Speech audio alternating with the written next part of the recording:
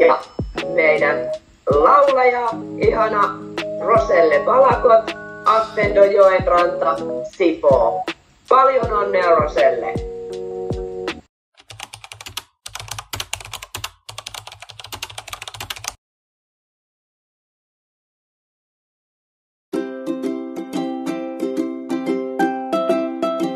Hi guys! Welcome back to my YouTube channel. This is Shell Spike. And kakatapos lang ng graduation namin. Yan, graduate na ako guys. Lahihoy-taya na ako officially. So, bago ko kayo go through sa kung ano yung mga changes, lalo na sa sahod, sa responsibility, at kung ano pa yung mga kailangan mong i-improve dahil lahihoy-taya ka na. So, before nyan, gusto ko munang mag-disclaimer. So, isi-share ko sa inyo kung ano yung mga na-experience ko before, kung ano yung mga ginawa ko. Lahat ng to ay on my own experiences. Okay, so today, graduation namin September 1.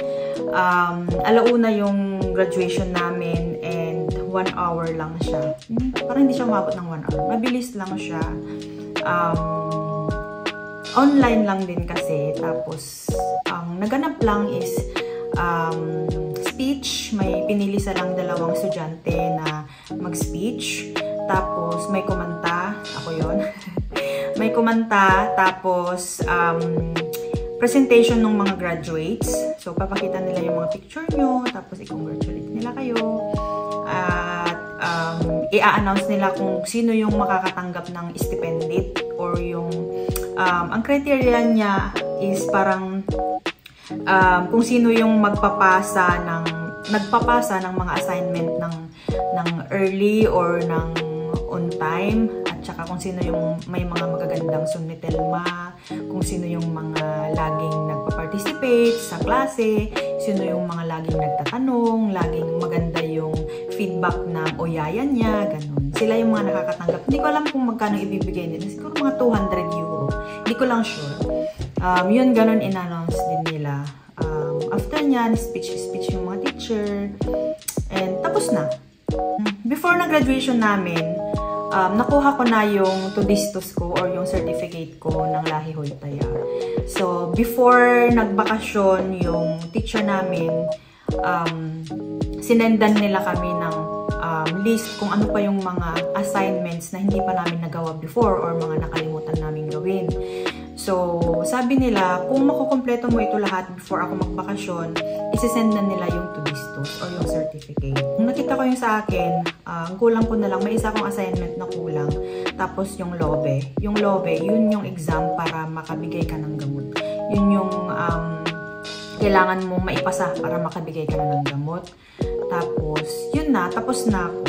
Kaya, tinapos ko na siya bago mag-loma or magbakasyon yung teacher namin. Kaya, June pa lang, nakuha ko na yung tudistos ko. So, parang technically graduate na. Pero inantay ko lang talaga tong graduation namin. Nakasali ko siya sa isang vlog. Ganon yung nangyayari. So, pag natanggap mo na yung tudistos mo, ano nang ang gagawin mo? So, ang ginawa ko, dahil may instruction na din sa amin kung anong gagawin after. So, binigay ko sa pomo ko yung tudistos. At print niya, kumuha siya ng copy. Tapos, kinukuha niya yung Valviran numero. Dapat mag-register din tayo sa Valvira. Ang Valvira ay parang PRC, kumbaga sa Pilipinas. So, i-register mo na graduate ka na ng Lahihoy-Taya. Pumunta ka lang sa website ng Valvira. Tapos, meron doon nakalagay ka magre-register na Lahihoy-Taya ka na. So, tinulungan din kami ng oyaya namin kung paano mag-register. So, kailangan mo mag-register doon sa 2. Hindi ko kasi na-record kung paano ko siya ginawa sa website ng Valvira. Pero, i-prepare nyo lang yung certificate nyo, i-PDF nyo na. Tapos, i-upload nyo kasi siya doon sa website nila. Tapos, 2 ang mati ang i-register. Itong 2 na to ang i-register nyo. So, meron kang babayaran, pero pwede mo siyang bayaran later na. Gaya nung sa akin, nung na-register ko na siya, so may nakalagay doon na kailangan mo mag-antay ng parang desisyon. at matatanggap kang LASCO. So, yung LASCO or yung bill, sinend nila through Postpi. So, after ng how many days, may natanggap na akong LASCO sa Postpi ko. So, dahil dalawang amati yung ni-register, yung isang amati ay 50 euro, tapos 50. So, 100 lahat. And then, i-check mo doon sa website kung saan ka nag-register. I-check mo kung natapos na siya. Kasi makita mo doon kung mag-e-email sila sa'yo kung meron ng decision. Tapos pag na-open mo na yon, may maglalabas na yung, may makita ka na doon na kung saan yung Valviran numero mo. Tapos pag nakuha mo na yun, ibibigay mo na yun doon sa POMO mo para ma-change na nila yung sahod mo. Kasi guys, nung estudyante pa kami, may bawas sa sahod namin na 6%. So, yung 1905 na pinirmahan namin sa kontrata, may bawas siyang 6%. Dahil estudyante pa kami at saka naka-Oppisopimus kami. Ang Oppisopimus kasi guys, pinag-aaral ka ng company. Tapos, nagtatrabaho ka ng full-time. Ganun siya. Tapos, kaya may bawas siya. Kasi estudyante ka pa lang technically.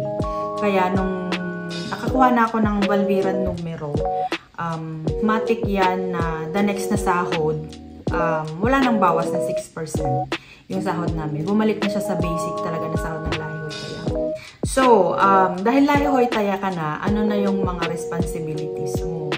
So, dahil meron ka ng LOBE or pwede ka nang magbigay ng gamot, halimbawa mag-part-time ka, tapos tatanungin ka, meron ka bang LOBE certificate? Tapos sabihin mo, oo, sige, pwede ka nang magbigay. Pwede ka nang maging laki, basta ba? Or ikaw na yung magiging responsible sa pagbigay ng gamot sa, halimbawa, sa shift na yan. Nung i-share ko lang nung nagpa-part-time ako na wala pa akong LOBE, hindi nila ako ina-allow na magbigay ng gamot. Sila ang kumukuha doon sa mga dosekti. Tapos, binibigay nila sa akin. Pero nung Lahi Hoy Taya na ako, sinabi ko sa boss na Lahi Hoy Taya na ako, may LOBE certificate na ako. Yun, matik na nung time na walang magiging laki basta ba or walang mga kasamang Hoy Taya na may mga LOBE certificate. Tinanong nila ako kung meron ako. Sabi ko meron. Sige, ikaw na lang maging laki basta ba. Yun, medyo mahirap siya kasi hindi ka sanay na ikaw yung magiging laki basta ba. Kasi i-check mo lahat kung nabigay lahat ng gamot ng tama sa oras at saka sa tamang asukas. So, kung may mga error dyan, ang arte ng error. Yung may mga error dyan, ikaw yung magiging responsible. Ganon siya. Tapos, syempre, may mga iba't ibang exam pa guys. Pinapa-exam pa kami ngayon ng PECOBE or yung mga gamot para sa halimbawa mga benzodiazepine, mga ganon. So, isa pa is medyo mas madami na siyang paperworks. Tinuturuan na rin kami ng iba't iba pang mga paperworks. Hindi naman paperworks, pero sa computer naman siya. Pero, madami ka nang gagawin doon sa asukas na hindi na ituro sa iyo noon. Kaya mas maganda kung estudyante ka pa lang, parang magtanong ka na kung paano yan, anong gagawin pagka may dumating na asukas, anong mga papers ang kailangang i-fill up, ano yung mga responsibility natin, at kung halimbawa ma-discharge or aalis or lilipat yung asukas, ano yung mga kailangan natin i-prepare, yung mga ganon. Kailangan mong tanungin ngayon pa lang na estudyante ka pa lang. So, ayun, kung Lahi Hoy Taya ka na, pwede ka na rin mag-proceed ng Sairan Hoy Taya. So, depende na lang sa'yo kung kaya pa ng powers mo, kaya pa ng language mo na mag-proceed ng Sairan Hoy Taya. Pero ako, ayoko muna kasi medyo hindi pa ako ganun ka-confident sa language ko. Kasi yun yung pinaka number one na problema or kailangan mo talagang i-develop yung language mo kasi Sairan Hoy Taya ka na, syempre magtatrabaho ka na sa hospital, mas malaking responsibility na siya, syempre kailangan mo talagang i-develop yung language mo. Kaya ako hindi muna ako magpo-proceed. Ang problema din kasi sa akin, hindi rin ako nagbabasa or ngayon na nitong mga nakaraang buwan, parang tinatamad na akong magbasa ng anything na makadevelop sa sa language ko. Hindi ko alam, nakakatamad. I don't know kung ako lang nakakaramdam nito, pero siguro dahil lahi-hoy taya ka na, sumasahod ka naman ng parang enough naman. Although kung gusto mo ng career growth talaga, kung gusto mong mag-seran hoy taya or mag-nurse, kailangan mong i-push yung sarili mo para matuto ng madami pa about sa language. Yun, good luck sa mga nag-aaral ng lahi-hoy taya at sa language. Kaya nyo yan guys, laban lang, diba? So, yun lang guys. Kung may question kayo, mag-message lang kayo sa akin and try ko kayong sagutin lahat. So, yun lang and hanggang dito na lang. See you on my next vlog. Bye!